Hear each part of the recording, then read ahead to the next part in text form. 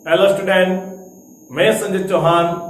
आज हम बच्चों क्लास 8th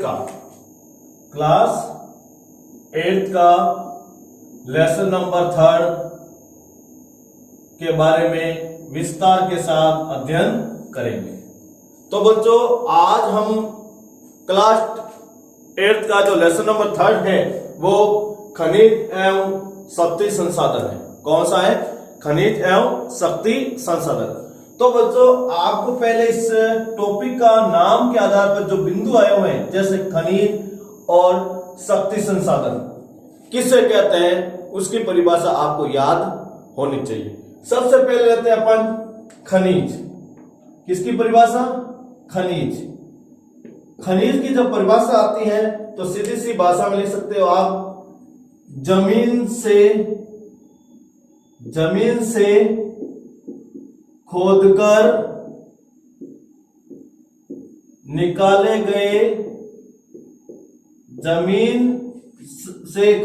निकाले गए पदार्थों को खनिज कहते हैं। इसके अलावा और भी बिंदु आपको इसको विस्तारित करना है तो खनिजों की निश्चित भौतिक व रासायनिक तत्वों की प्रधानता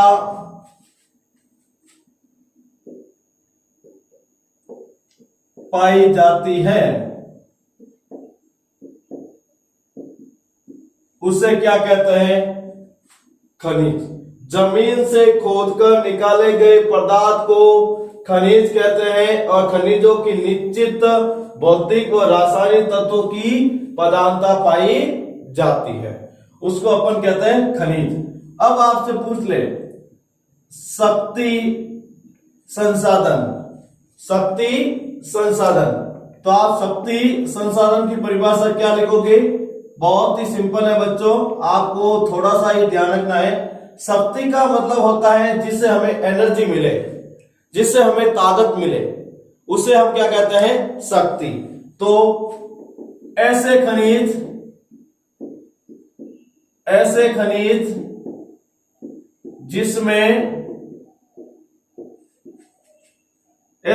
जिससे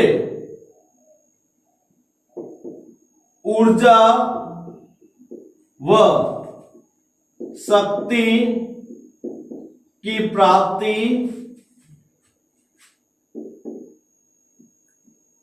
होती है, उसे शक्ति संसाधन कहते हैं। ऐसे खनिज जिससे किसकी प्राप्ति हो? ऊर्जा और शक्ति की प्राप्ति हो, उसे क्या कहते हैं? शक्ति संसाधन। एक शब्द आया आपके भी, ऊर्जा। ऊर्जा क्या है? तो याद रखना बच्चों, व्यक्ति द्वारा या किसी भी व्यक्ति या मशीनों के द्वारा कोई भी बात हो तो आप सीधा लिखना है कि कार्य करने की क्षमता को ऊर्जा कहते हैं। याद रखना बच्चों, ऊर्जा किसे कहते हैं? कार्य करने की क्षमता को क्या कहा जाता है? ऊर्जा कहा जाता है। शक्ति संसाधन ऐसे खनिज जिसमें ऊर्जा और शक्ति की प्राप्ति होती है, उसे शक्ति संसाधन कहते हैं। फिर आपसे पूछ ले, संसाधन क्या है? संसाधन क्या है? इसके बारे में आपने लेसन नंबर 1 में थोड़ा सा पढ़ा भी है कि संसाधन होते क्या है। फिर भी मैं आपको रिपीट करके वापस बता रहा हूं, वे सभी पदार्थ या तत्व जो मनुष्य की आवश्यकताओं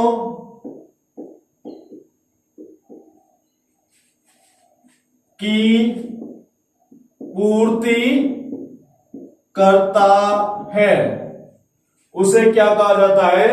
संसाधन। याद रखना बच्चों, आपके ये जो टॉपिक था खनिज एवं शक्ति संसाधन, उसके बारे में भी आपको बताया गया। पहले खनिज क्या होता है, फिर शक्ति संसाधन क्या होते हैं, शक्ति संसाधन से क्या निकलती है? ऊर्जा। उसी के अनुसार ऊर्जा किसे कहते हैं, फिर संसाधन किसे कहते हैं। अब हम अपने लेसन के अकॉर्डिंग हमारा जो पहला बिंदु है वो है खनिज क्या है और खनिजों का वर्गीकरण किसे कहते हैं। तो खनिज किसे कहते हैं उसकी परिभाषा आपको मैंने पहले ही लिखवा दी है कि खनिज की परिभाषा क्या है। अब खनिज की परिभाषा के बाद में आप लेते हैं खनिजों का वर्गीकरण। खनिजों की वर्गीकरण की बात करें तो खनिज को मुख्य रूप से दो भागों में बांटा गया है। कितने भागों में बांटा गया है? दो। पहला धात्विक खनिज, दूसरा अधात्विक खनिज। धात्विक खनिज और अधात्विक खनिज। अब धात्विक खनिज किसे कहते हैं बच्चों? सबसे पहला क्वेश्चन तो ये बनता है कि धात्विक खनिज किसे कहते हैं। तो याद रखना, ऐसे खनिज जिसमें धातु के अंश पाए जाते हैं। ऐसे खनिज जिसमें धातु के अंश पाए जाते हैं उसे धात्विक खनिज कहते हैं। एग्जाम्पल के रूप में आप देखते हैं तो जैसे लोहा, तांबा, जस्ता, निकेल, ये सब किसके उदाहरण है बच्चों? धात्विक खनिज के। और यदि आपसे पूछ ले अधात्विक खनिज किसे कहते हैं तो याद रखना, ऐसे खनिज जिसमें धातु के अंश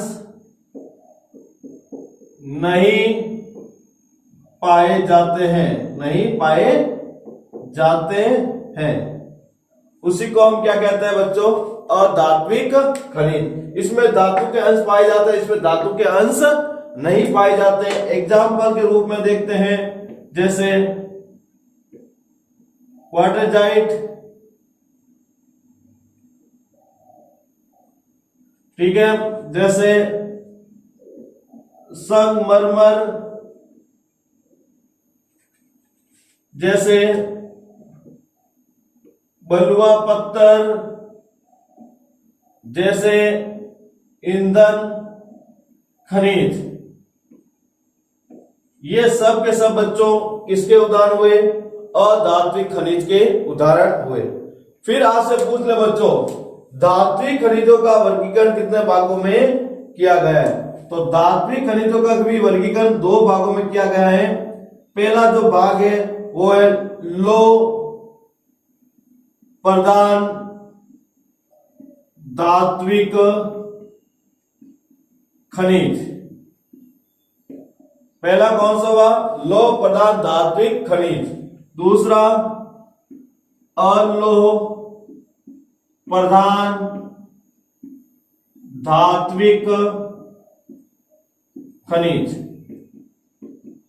ये हुए हमारे धात्विक खनिजों का वर्गीकरण। अधात्विक खनिजों को अपन भी दो भागों में देख सकते हैं अपन, जैसे ईंधन खनिज, वह दूसरा देख सकते हैं, और ईंधन रहित खनिज। एक ईंधन खनिज होता है और ईंधन रहित खनिज। इसमें अपन देख कह सकते हैं एक कार्बनिक खनिज और एक अकार्बनिक खनिज। इस रूप में भी हम इसका अध्ययन कर सकते हैं। अब आपसे पूछ ले कि लौह प्रधान धात्विक खनिज किसे कहते हैं या लौह धात्विक खनिज किसे कहते हैं। तो इसकी जब परिभाषा आती है तो सीधी सी आपको इसकी परिभाषा लिखनी है, कोई ज्यादा डिफिकल्ट भी नहीं है, नॉर्मल सी परिभाषा है क्योंकि इसके शब्द के अंदर ही इसकी परिभाषा छुपी हुई है। इसके शब्द के अंदर ही इसकी क्या छुपी हुई है? परिभाषा। जैसे हमारा जो शब्द है लो प्रधान धात्विक खनिज, तो परिभाषा इसके शब्द के अंदर छुपी हुई है। जैसे लो, इनका मतलब लोहा प्रधान यानी पाया जाना, किसमें? धात्विक खनिज में। तो इसका सीधा लिखना है ऐसे खनिज या ऐसे धात्विक खनिज, ऐसे धात्विक खनिज जिसमें लो तत्व की प्रधानता होती है। ऐसे खनिज जिसमें लो तत्व की क्या होती है? प्रधानता होती है, उसे क्या कहते हैं? लो प्रधान धात्विक खनिज। एग्जाम्पल आपसे पूछे तो पहला एग्जाम्पल होगा आपका लो अयस्क, दूसरा होगा वो होगा मैग्नीज, तीसरा होगा वो होगा आपके निकेल। ये जो उदाहरण है वो किसके हैं बच्चों? लो धात्विक खनिज। ठीक है बच्चों, अब अपन लेते हैं इसके कुछ महत्वपूर्ण और बिंदु। जैसे लो अयस्क, लो अयस्क है वो सबसे ज्यादा कहां पाया जाता है? सोवियत संघ। सोवियत संघ कहां पर, किसे कहते हैं बच्चों? रूस को।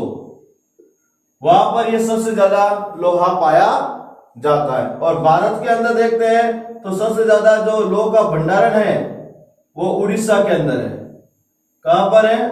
उड़ीसा के अंदर भारत में सबसे ज्यादा लोह का क्या पाया गया? भंडारण पाया गया है, याद रखना। ठीक है। और इसके अलावा अपन जो इसके रूप में देखते हैं तो सबसे ज्यादा इसका उत्पादन हम कर्नाटक की खानों के अंदर करते हैं। फिर अपन अगला लेते हैं अलोह प्रधान खनिज। अलोह प्रधान धात्विक खनिज। अलोह प्रधान धात्विक खनिज। अलोह प्रधान धात्विक खनिज की आप परिभाषा देखते हैं तो बहुत ही सिंपल है। इसी में भी इसी की शब्दों के अंदर इसकी परिभाषा क्या है? छुपी हुई है। शब्द के अंदर ही इसकी परिभाषा निकलेगी। तो अलोह धात्विक खनिज की सीधी सी परिभाषा है ऐसे खनिज, ऐसे खनिज या ऐसे धात्विक खनिज, ऐसे धात्विक खनिज जिसमें लौह तत्व की प्रधानता नहीं पाई जाती है, उसको क्या कहते हैं? अलोह धातु। अलोह धातु के अंदर आप देख सकते हैं जैसे एग्जाम्पल के रूप में सोना, चांदी, तांबा, ये सब किसके उदाहरण है बच्चों? अलोह धातु के उदाहरण पाए जाते हैं। तो याद रखना बच्चों, लोह धातु किसे कहते हैं तो उसके उदाहरण कौन से हैं? अलोह धातु किसे कहते हैं या अलोह धातु प्रधान खनिज कौन से होते हैं, उसके उदाहरण कौन से हैं। अब सोने की बात करें तो सोना सबसे ज्यादा विश्व के अंदर अफ्रीका महाद्वीप के अंदर होता है। कहां पर होता है? अफ्रीका महाद्वीप के अंदर विश्व में सबसे ज्यादा सोना होता है। फिर भारत के अंदर देखते हैं तो कोलार की खान, कोलार की खान कहां पर है? कर्नाटक। वहां पर सबसे ज्यादा सोना निकलता है। और जो अफ्रीका के अंदर जो सबसे ज्यादा जो खनिज जो सोना है वो निकलता है, उस खान का नाम है वीट वाट सरेड। वहां पर सबसे ज्यादा अफ्रीका महाद्वीप के अंदर सोने का निष्कासन किया जाता है। और चांदी की बात करें तो सबसे ज्यादा जो चांदी है वो कहां पर निकलती है? मैक्सिको। कहां पर निकलती है? मैक्सिको के अंदर सबसे ज्यादा चांदी का निष्कासन होता है। और भारत के अंदर देखते हैं तो राजस्थान के अंदर सबसे ज्यादा चांदी का उत्पादन किया जाता है, याद रखना। फिर तांबा, तांबा विश्व के अंदर सबसे ज्यादा कौन उत्पादन करता है? चिली देश। कौन सा देश करता है? चिली। और यहाँ की जो खान है उसका नाम है यूकिक माटा। यूकिक माटा जो खान है वहां पर सबसे ज्यादा तांबे का क्या होता है? निष्कासन किया जाता है। और भारत के अंदर सबसे ज्यादा तांबा कहां निकलता है? मध्य प्रदेश के अंदर। भारत के अंदर कहां पर है सबसे ज्यादा बच्चों तांबा? मध्य प्रदेश के अंदर। और यदि अपन भारत के बाद राजस्थान की बात करें तो राजस्थान के अंदर सबसे ज्यादा तांबे की बात होती है तो उसमें सबसे पहले हमारा सबसे प्राचीनतम तांबा उत्पन्न करने वाला जो राज्य रहा है वो है झुंझुनू। कौन सा है? झुंझुनू है जो राजस्थान के अंदर सबसे ज्यादा तांबे का उत्पादन करता है। और झुंझुनू के अंदर कौन सा स्थान? खेतरी, राजस्थान। वहां पर सबसे ज्यादा तांबे का क्या होता है? उत्पादन होता है। तो आपको मालूम चल गया होगा कि हमारी अलोह प्रधान धातु कौन सी है। अब हम लेते हैं लोह प्रधान धातु कौन सी है। अब हम लेते हैं अलोह धातु प्रधान खनिज कौन कौन से होते हैं। तो अलोह धातु के अंदर सबसे पहले हमने लिखा है ईंधन खनिज। कौन सा लिखा है? ईंधन खनिज। तो ईंधन खनिज की परिभाषा आपसे पूछे कि क्या होती है तो वही परिभाषा जो हमने शक्ति की पढ़ी थी। जैसे अपन लिख रहे हैं ऐसे खनिज जिससे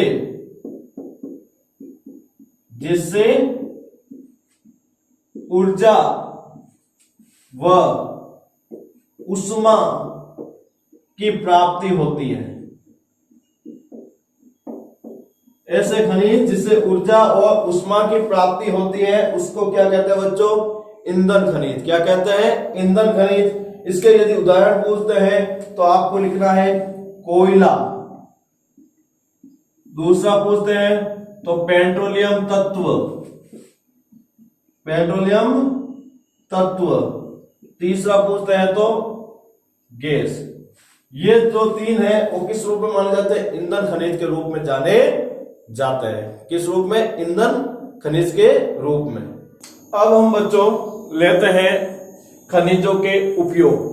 उपयोग का मतलब सीधी सी बात है बच्चों, हम जो खनिज प्राप्त होते हैं वो किन किन क्षेत्रों में इसका उपयोग करके हमारी आवश्यकता की हम पूर्ति कर सकते हैं। आपने देखा है कि बच्चों खनिज है वो हमारे जीवन का क्या एक आधार है, क्योंकि छोटी से छोटी चीज से लेकर हम बड़ी से बड़ी जो चीज है जो हमारी आवश्यकताओं की पूर्ति करती है वो किससे बनी हुई है? खनिज से बनी हुई। जैसे अपन कोई भी अपन छोटी सी उदाहरण लेते हैं, एक सुई होती है जिसके माध्यम से हम हमारे जो कमीज है उसको धागा कर सकते हैं। और यहां तक कि अपन बड़ी से बड़ी मशीनें जैसे उद्योगों में लगी हुई है वो मशीनें सब की सब कौन किससे बनी हुई है? खनिज से बनी हुई है। इसका मतलब है हमारे जीवन में उपयोग में आने वाली जो सभी मशीनें हैं वो खनिजों के बिना नहीं बन सकती थी।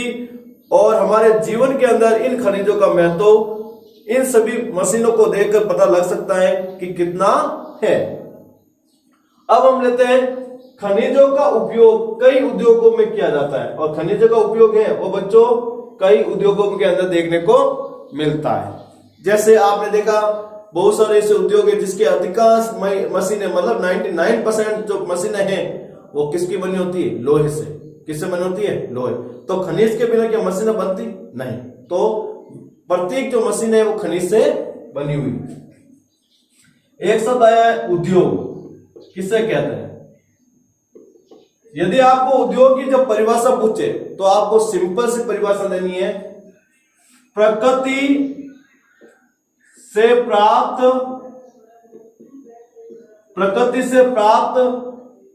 कच्चे माल को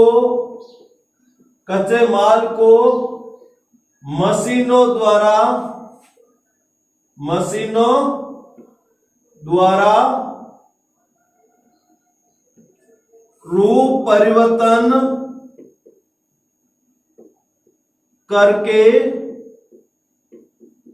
मूल्यवान बनाने वाली इकाई को उद्योग कहते हैं। प्रकृति में जैसे कोई भी पदार्थ मिला है उसको जब मशीनों द्वारा उसका रूप परिवर्तन करके बच्चों मूल्यवान बना दिया जाता है, उसी को हम क्या कहते हैं? खनिज के अनुसार उद्योग कहते हैं। क्या कहते हैं? उद्योग। अब हम अगला बिंदु लेते हैं। रत्नों के लिए प्रयोग किए गए जाने वाले खनिज प्राय कठोर होता है, और रत्न के जैसे हीरा है या विभिन्न प्रकार के जो डायमंड होते हैं जो आभूषणों के अंदर प्रयोग किए जाते हैं, उनके जो खनिज होते हैं वो क्या होते हैं? कठोर रूप में होते हैं। क्या होते हैं? कठोर रूप में पाए जाते हैं। इन्हें आभूषण बनाने के लिए विभिन्न शैलियों में जड़ा जाता है, और आभूषण बनाने के लिए उसे अलग अलग प्रकार की जो शैली है उसके माध्यम से उस आभूषण के अंदर उसको जड़ा जाता है। तो आपको पता चल गया होगा जो रत्न होते हैं वो कठोर होते हैं, जो आभूषण में इसका उपयोग होता है। तांबा एक अन्य धातु है जिसका उपयोग सिक्के से लेकर पाइप तक की प्रत्येक वस्तु में काम में लिया जाता है, और तांबा होता है वो एक बहुत ही महत्वपूर्ण धातु है जिनका उपयोग हम सिक्के से लेकर पाइप तक बनाने में इसका उपयोग में लाते हैं। अब एक नोट करके दिमाग में रखना बच्चों, विश्व में सबसे पहले सभ्यताओं की खोज के दौरान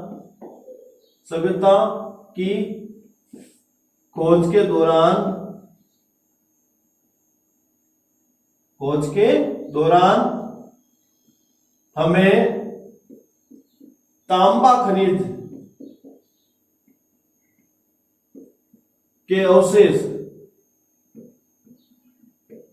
सर्वप्रथम मिले। जब हमने सिंधु घाटी सभ्यता पढ़ते हैं तो सिंधु घाटी सभ्यता के अंदर सबसे ज्यादा किस खनिज की बात होती है? तांबा की। तो सबसे पहले खोजा गया वस्तु कौन सी हुई या खनिज कौन सा हुआ? तांबा खनिज। कौन सा हुआ? तांबा। और फिर सिंधु घाटी के जो लोग हैं वो तांबा के साथ एक और खनिज मिलाते थे, टीन। इससे क्या बनता था? उनके लिए कांसा तैयार होता था। क्या तैयार होता था? कांसा। और वो फिर कांसे से विभिन्न प्रकार की वस्तुओं का क्या करते थे? सिक्कों का निर्माण। उसके बाद जो खोज हुई वो थी लौह की। क्या हुई थी? लौह की। तो सबसे पहले युग आता है वो कहलाता है ताम्र युग, क्योंकि उस समय किसकी खोज हुई थी? तांबे की। फिर दूसरा युग बना वो कौन सा हुआ? कांस्य युग। कौन सा हुआ? कांस्य युग। अब कांस्य युग में जब तांबा और टीन को मिक्सर करके क्या बनने लगा था? कांसा। और उस कांसे की वस्तु का उपयोग होने लगा तो उसे ताम्र युग के बाद कांस्य युग कहा गया। और वर्तमान में जो युग चल रहा है वो कौन सा है? लौह युग है, जिसमें अधिकांश जो मशीनें हैं या वस्तुएं किसकी बनी हुई है? लौह की बनी हुई, इसलिए इसे लौह युग के नाम से जानते हैं। तो याद रखना, जो हमारी धरती के ऊपर जो सबसे ज्यादा जो तत्व पाया जाता है वो तो ऑक्सीजन होता है बच्चों। कौन सा होता है? ऑक्सीजन। यदि आपसे पूछ ले धरती के आंतरिक भाग में सबसे ज्यादा कौन सा तत्व पाया जाता है तो वो याद रखना लौह खनिज पाया जाता है। और लौह खनिज हमेशा बच्चों आग्नेय सेल में पाया जाता है। कौन से सेल में? आग्नेय सेल में। अगला पॉइंट, कंप्यूटर उद्योग में प्रयुक्त होने वाली सिलिकॉन क्वार्टजाइट से प्राप्त किया जाता है। और कंप्यूटर उद्योग के अंदर जो कौन सी तत्व प्राप्त की जाती है? सिलिकॉन। जो किससे हमें प्राप्त होती है? क्वार्टजाइट से हमें प्राप्त होती है सिलिकॉन। याद रखना बच्चों, भूप्रपट्टी पर सबसे ज्यादा पाया जाता है। भूप्रपट्टी के ऊपर यह तत्व बहुत अधिक मात्रा में देखने को मिलता है। कौन सा? सिलिकॉन खनिज। और आपको मालूम ही है कि सिलिकॉन है वो सिलिका के रूप में देखने को मिलती है, जिसमें सेल के अम्लता के गुण को भी प्रभावित करती है। अगला, एल्यूमिनियम जिसे अयस्क बॉक्साइट से प्राप्त किया जाता है, इसका उपयोग ऑटोमोबाइल मतलब वाहनों के निर्माण में, हवाई जहाज, बोतलबंदी उद्योग, भवन निर्माण और रसोई के अंदर बर्तन बनाने में किया जाता है। सबसे पहले आपको यह मालूम होना चाहिए कि एल्यूमिनियम बनता किससे है या एल्यूमिनियम किस धातु से प्राप्त किया जाता है। तो आपको सबसे पहले एल्यूमिनियम के बारे में यह जानना अति आवश्यक है। तो याद रखना, धरातल से हमें क्या मिलता है? बॉक्साइट। क्या मिलता है? बॉक्साइट। अब बॉक्साइट विश्व में सबसे ज्यादा मिलता है बच्चों ऑस्ट्रेलिया में, और भारत में मध्य प्रदेश। याद रखना, यह भारत में मिलता है। अब बॉक्साइट को जब हम प्रगलन करते हैं तो क्या मिलता है? एल्यूमिना। क्या प्राप्त होता है? एल्यूमिना। और फिर एल्यूमिना से क्या बनाया जाता है? एल्यूमिनियम। क्या बनाया जाता है? एल्यूमिनियम। और इसी एल्यूमिनियम से विभिन्न प्रकार की उद्योगों में काम में आने वाली वस्तुएं, घर में काम आने वाली वस्तुएं, इनका निर्माण किया जाता है। जैसे इसमें बताया गया अभी आपको बोतल बंदी। आपने देखा होगा बहुत सारे ऐसे जो बोतल आती है उसके जो ढक होता है ऊपर, वो किसका होता है? एल्यूमिनियम का बना हुआ होता है। और इसके अलावा जो हवाई जहाज है उसके अंदर भी इसका प्रयोग करता है, क्योंकि ये हल्का होता है, जिसके कारण हवा में उड़ना क्या होता है? आसान होता है। इसलिए इन सब का उपयोग हम एल्यूमिनियम वस्तु के रूप, जो एल्यूमिनियम की बनी हुई है वस्तु, उससे ही इसका उपयोग होता है। तो आपने देखा बच्चों इस वीडियो के अंदर आपने कि खनिज किसे कहते हैं, खनिज को हम कितने भागों में बांट सकते हैं, और साथ में खनिज का उपयोग किस किस में किया जाता है, उसके बारे में आपने विस्तार के साथ जानकारी प्राप्त की। और एक बिंदु आपने के लिए बहुत ही महत्वपूर्ण था, वो था अयस्क। आपको मैंने बताया नहीं था कि अयस्क किसे कहते हैं। तो यदि आपको इसका सवाल पूछ ले अयस्क किसे कहते हैं, तो याद रखना, धरती या पृथ्वी के आंतरिक भाग या धरातल के आंतरिक भाग, धरातल के आंतरिक भाग से निकाले गए